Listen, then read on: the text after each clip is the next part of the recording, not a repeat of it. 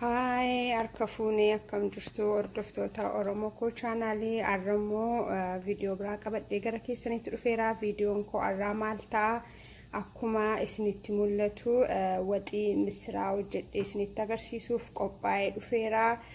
Warrooti na barbaachisan warra kana shunkurtii koommoo asbiraa kunoo bifa kanaan mummuree abiddarra kaawwadheera jechuudha. Hojii isaa gara jalqabuu irratti jira. Shunkurtii irraa jalqabna jechuudha. Hojii keenya kun shunkurtii koodha. Misirrii na barbaachisa asbiraa, misiraa, timaatimii akka kanatti muradheera, zayitii qabaa, barbarree qabaa. Shittiin kun dhumarratti makallashaadha jechuudha. Makallashaa waan itti godheetti mi'eeffadhu jechuudha. Warroota kanaaniin misira hojjedhee arra isinitti agarsiisu gara keessanitti dhufee viidiyoo kan akkasiin jaallattan abdii guddaan qaba. Oromoo chaanaal laayik, sheer, sabskiraayib gochuu hin dagatinaa. Egaa shunkurtiin koo gaafa xiqqoo bishaatu isinittan deebi'ee dhufaa. Ammasitti anuma faana tura. Egaa akkuma isinitti mul'atu shunkurtiin koo bishaataa jira jechuudha. Shunkurtii keenya egaa akkasitti xuutti bishaan fixachuu qaba.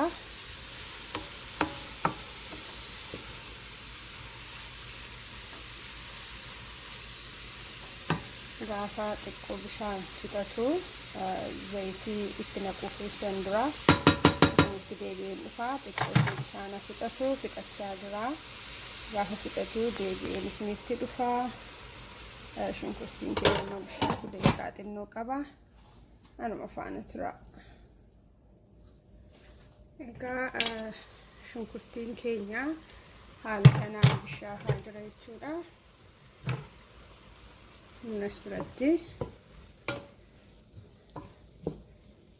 maal gochuu qabna jechuudha. Kanatti aanne ani akka kootti timaatimiin itti naqachuudha. Timaatimii koo wajjiniin immoo takka eega bisheessinee booda timaatimiidha wajjin immoo zayitii itti naqanne jechuudha. Amma dura garuu shunkurtiidhaa fi kun bifa kanaan wal wajjin eega bishaatanii booda deebi'een gara keessanitti dhufa. Anuma faana tura.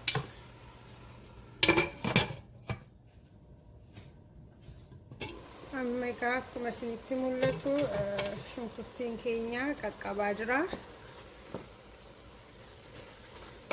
Amma nu bishaateera jechuudha. Kanatti aanne maalitti godhanna? Ani zayitiin itti godhachuudha.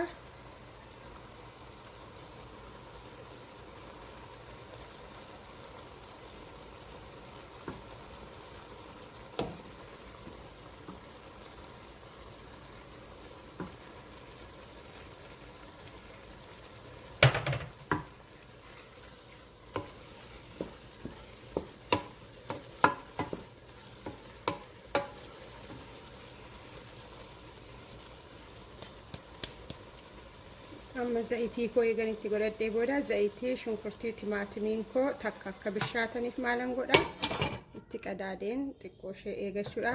Daqiiqaa 5 nan tokko nutti fudhachuu danda'a. Babbannee ilaalaa qaqqadaadaa xiqqoo ishee eeguu qabna. Anuma faana tura. Amma immoo bannee ilaallee shunkurtiin keenya eegaa akka kanatti nu bishaatee booda maalitti godhanna? Kanatti aanne barbarreen itti godhadhechaadha. barbarree ammuma fedha keessanii an xiqqoo yeroo misira hojjedhu gaafa diimatu natti tola. Isin garuu ammuma isinitti tolee itti gochuudha. Barbarreen keessa hin gubu yoo ta'e homaan jedhu, yoo hin guba ta'e garuu itti baay'isuun hin barbaachisu.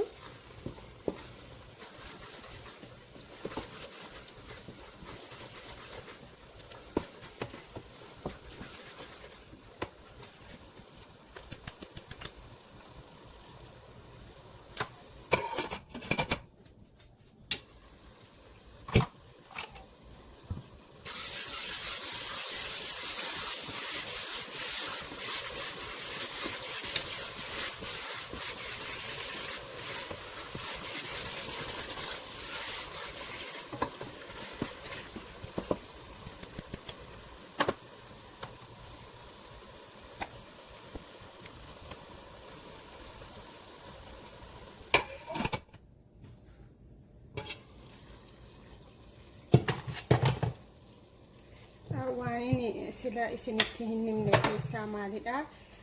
Qullubbiif jinjibilaa haala kanaan filadhee qopheeffadheera. Isa sila isinitti agarsiisne dhiifama. Qullubbiif jinjibila xiqqoo ishee yoo akkasitti tumattanii qabaattanii isatti gootu.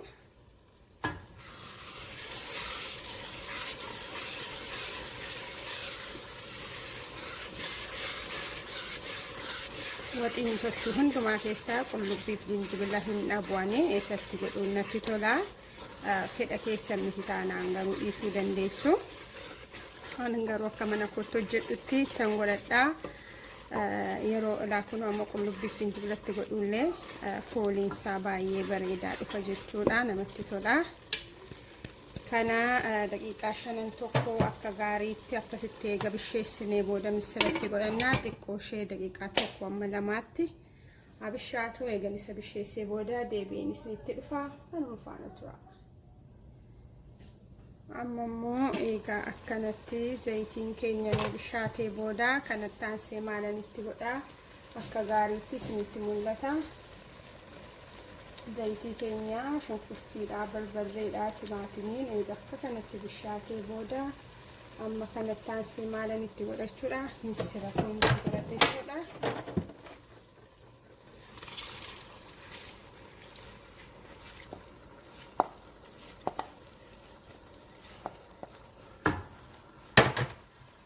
Bishaan isaa calalee kan dhufe waanta ta'eef miicee rakkinaan qabunni gara jalaatti yoo itti nam'esi akka gaariitti miicee dhufeera.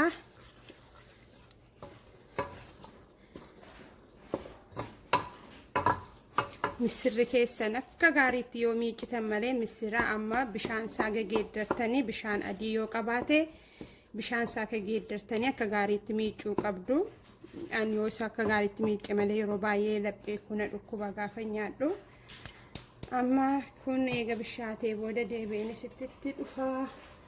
Amma waliin geenyeera jechuudha. Amma gaafa bishaatu xiqqoo ishee isinitti deebi'a. Amma faana tura.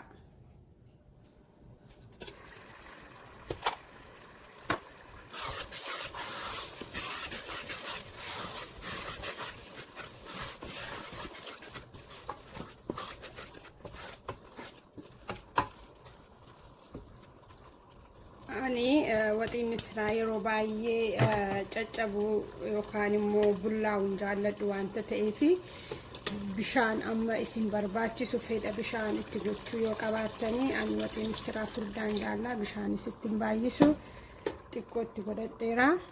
Kanatti aanee immoo soogiddatti godhadha.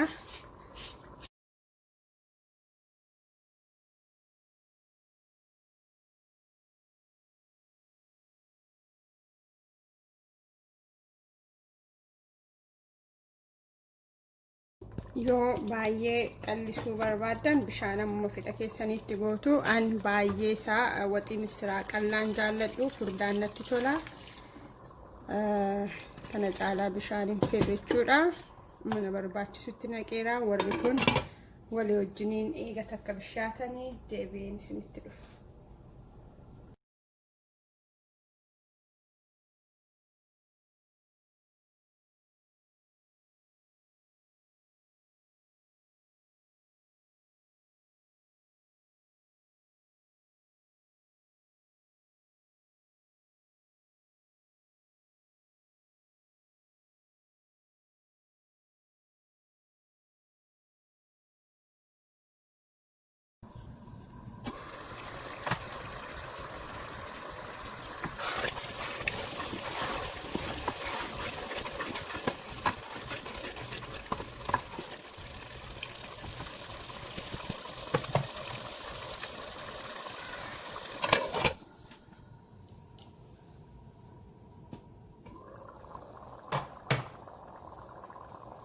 kanattaan suudhaan immoo maalan itti godha sinitti mul'ata makallashaan itti godhadha jechuudha.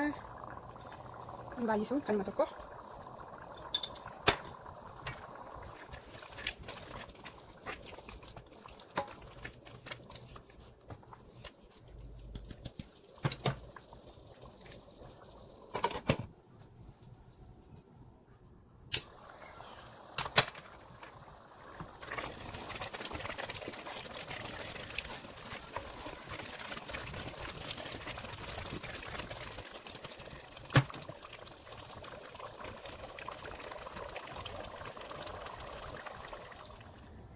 Egaa waxii koo bifa kanaanii hojjedhee fixeera ani amma gara maaddiitti immoo gaafan dhiyeeffadhu akkamittiin akkan dhiyeeffadhu isinitti agarsiisa.